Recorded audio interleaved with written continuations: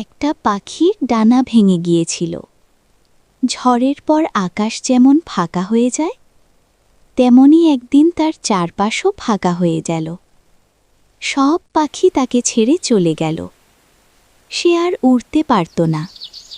নীল আকাশ তার নাগালের বাইরে রয়ে গেল। কিন্তু একটা জিনিস কেউ নিতে পারেনি, তার কণ্ঠ। সে গান গাইতে শুরু করল। তার কষ্ট, তার স্বপ্ন, তার অপূর্ণ আকাশ সব মিশে গেল সেই সুরে। মানুষ থেমে শুনতে লাগল। ধীরে ধীরে তার গান হয়ে উঠল অনেক ভাঙা মনের সাহস। একদিন সে বুঝল, উড়তে না পারলেও সে আকাশ ছুঁয়ে ফেলেছে মানুষের হৃদয়ে। ডানা ভাঙা ছিল, স্বপ্ন না।